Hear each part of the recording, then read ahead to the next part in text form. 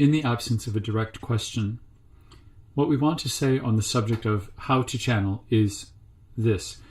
We know, that is, those of you who wish to connect with those like us, you engage in practices to raise your vibration in order to connect with the non-physical.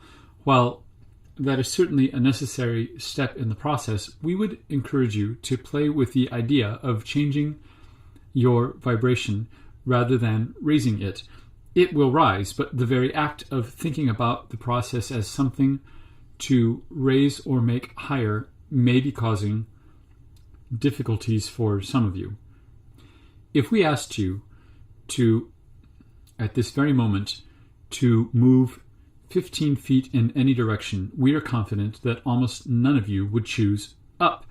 Most of you would move forward or to one side or the other, and a smaller percentage might move backward, but it would occur to almost no one to move upward.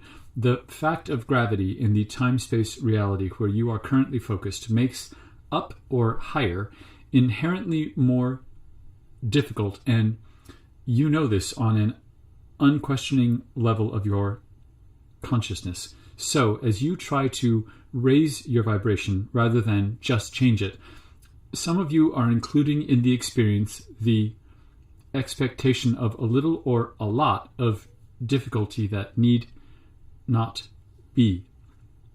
We also want to say that as you try to tune to a higher or different frequency, we know that some of you use the analogy, if only in your own minds, of a dial being turned to the left or right. What we want to say about such visualizations is this.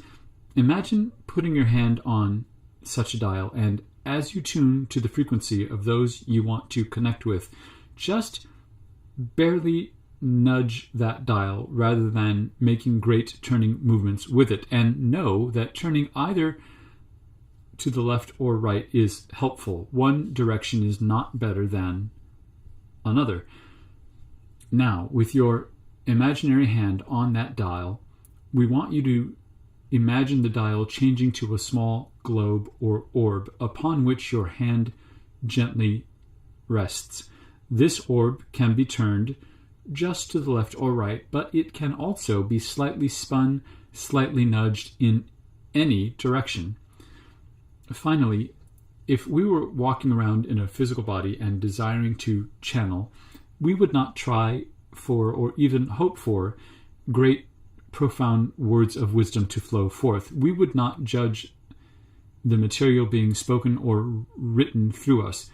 You may find, especially in the beginning, an unexpected silliness to the experience. We strongly encourage you to record any audio sessions so that you can relax as much as possible in the comfort of knowing that you can review at a later time what was said. Just let the words flow freely without concern for grammar or syntax.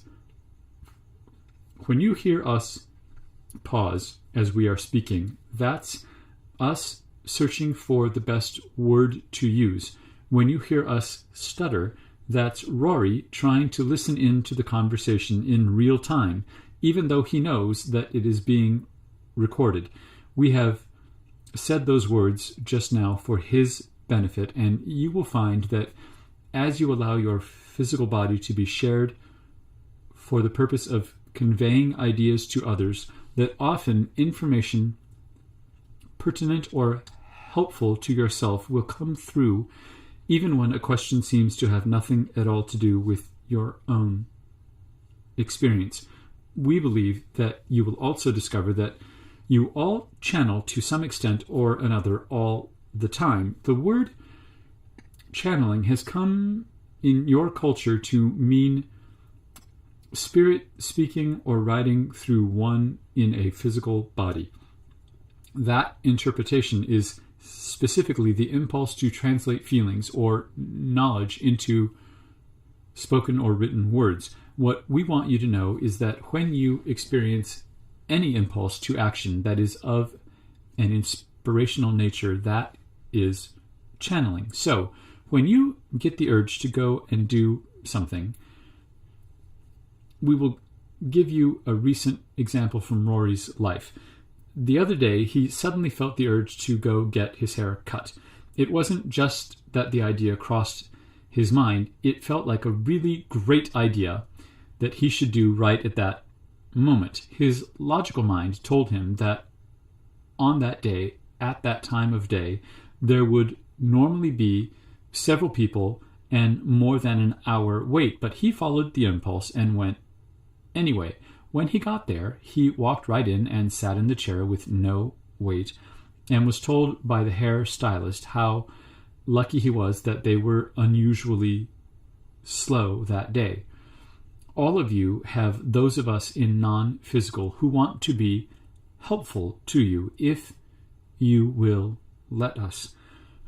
The physical human body is a highly evolved mechanism for interpreting vibration, but most of you spend almost 100% of your time interpreting only, or believing that you interpret only, the vibrations that can be physically measured by instruments such as sound or light waves.